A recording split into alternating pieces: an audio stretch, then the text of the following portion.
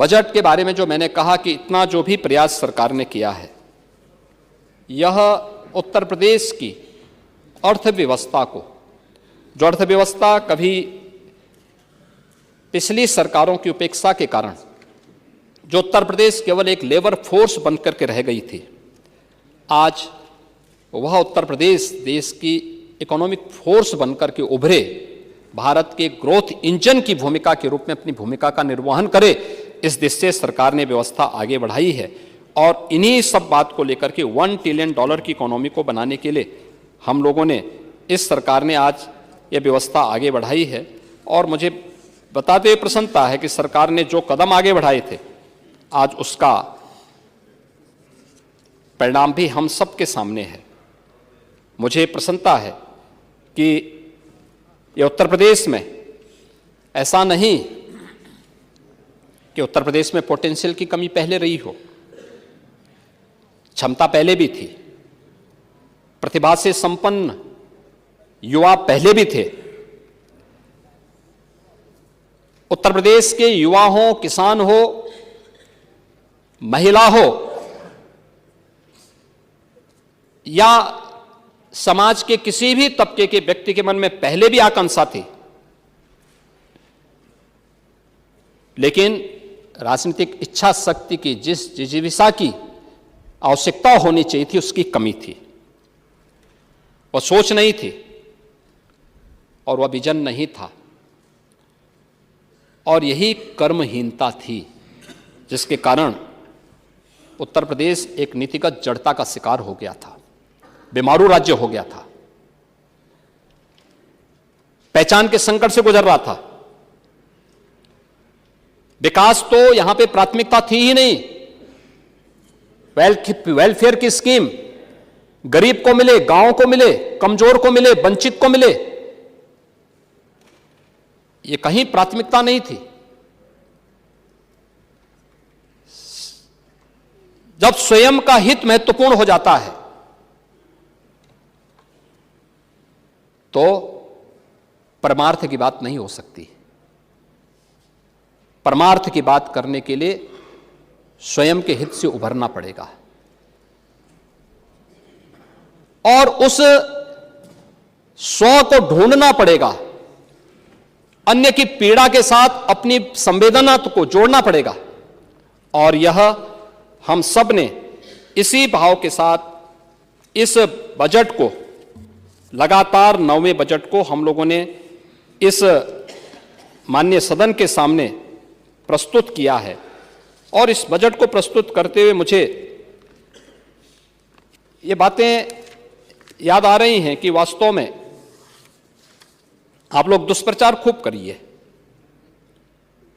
खूब हो हल्ला करिए। उत्तर प्रदेश विधानसभा का बजट सत्र एक महत्वपूर्ण राजनीतिक और प्रशासनिक घटना होती है, जिसमें राज्य सरकार द्वारा आगामी वित्तीय वर्ष के लिए बजट प्रस्तुत किया जाता है। तो दोस्तों, आप देख रहे हैं BSM9 न्यूज यूट्यूब चैनल। हमारी आपसे एक ही विनती है, अगर आप इस चैनल पर पहली बार आए हैं तो इस वीडियो को एक लाइक और चैनल को सब्सक्राइब जरूर कर लें। और हाँ, अगर आप इस वीडियो को पूरा नहीं देख सकते तो आप इस वीडियो को छोड़कर जा सकते हैं। तो चलिए शुरू करते हैं इस वीडियो को। इस बजट सत्र के दौरान राज्य सरकार की वित्तीय स्थिति, योजनाओं और आगामी विकास कार्यों के बारे में चर्चा होती है।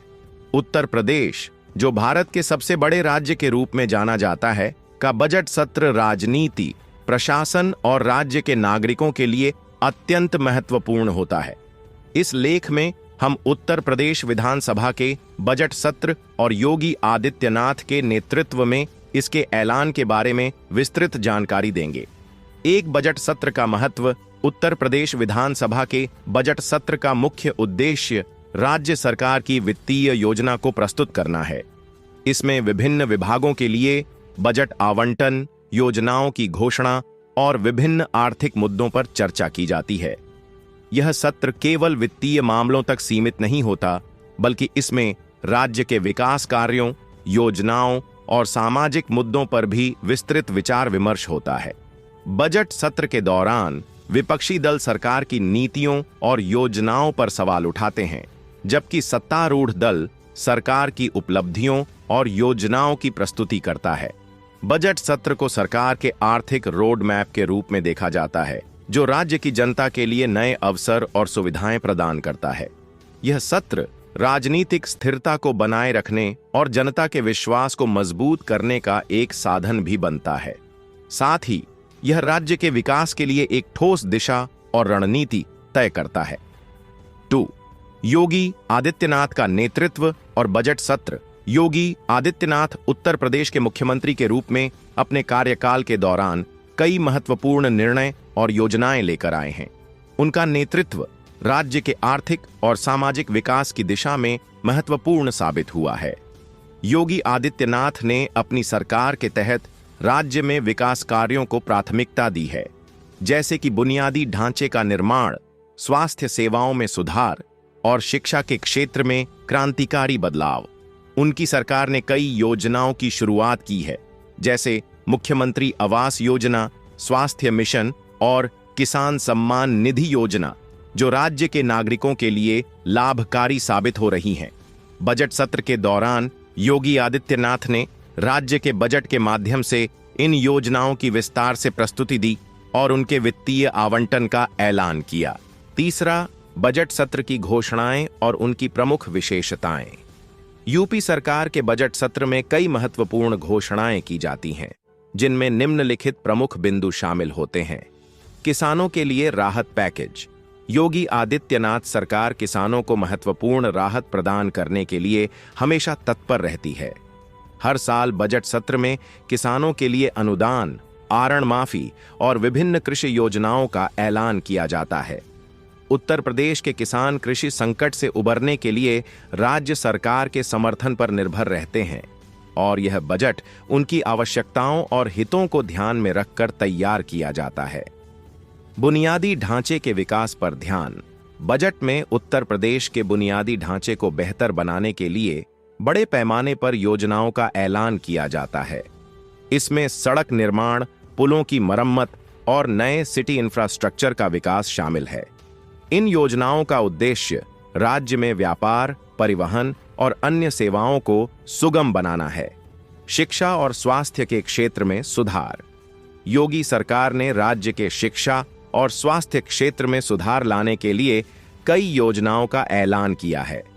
इसमें सरकारी स्कूलों और कॉलेजों में सुधार, बच्चों के लिए नई शिक्षा योजनाएं और सरकारी अस्पतालों में बेहतर सुविधाओं का प्रावधान शामिल है।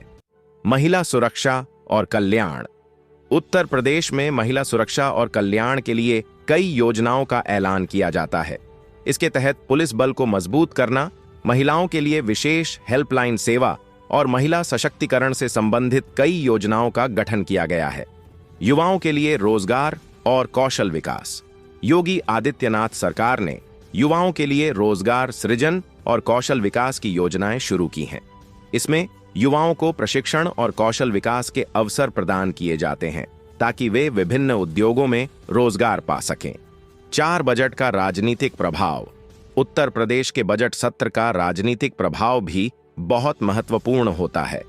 यह सत्र राज्य सरकार की कार्यशैली और उसकी नीतियों का प्रतीक होता है।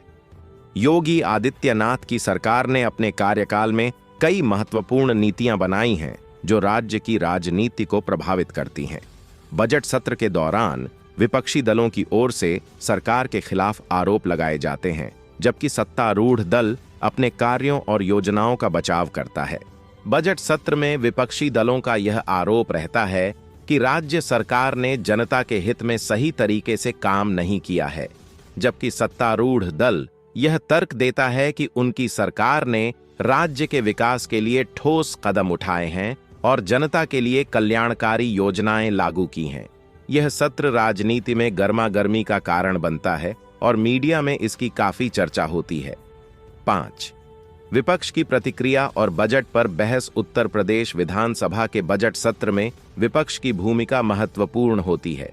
विपक्ष सरकार के बजट की समीक्षा करता है और उसके फायदे और नुकसानों पर चर्चा करता है। आमतौर पर विपक्ष सरकार के बजट को लेकर आलोचना करता है और सवाल उठाता है कि क्या यह बजट जनता के वास्तविक हितों को ध्यान में रखते हुए तैयार किया गया है।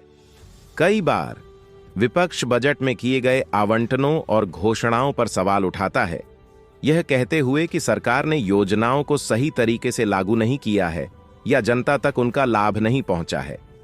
विपक्ष के नेता बजट सत्र में सरकार के खिलाफ मोर्चा खोलते हैं और इसे अपनी राजनीतिक रणनीति का हिस्सा बनाते हैं। वे विभिन्न मुद्दों को उठाते हैं, जैसे कि बेरोजगारी, महंगाई, शिक्षा और स्वास्थ्य सेवाओं का अभाव और भ्रष्टाचार के मुद्दे। इस दौरान सरकार और विपक्ष के बीच तीखी बहस होती है, जो मीडिया में प्रमुख खबर बन जाती है। 6 बजट सत्र का नागरिकों पर प्रभाव।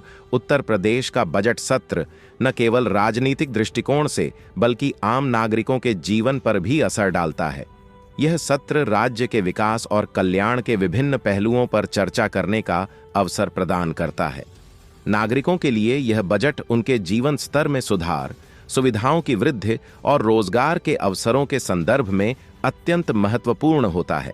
बजट में किए गए आवंटन, योजनाओं और परियोजनाओं से सीधे तौर पर राज्य के नागरिकों को लाभ होता है।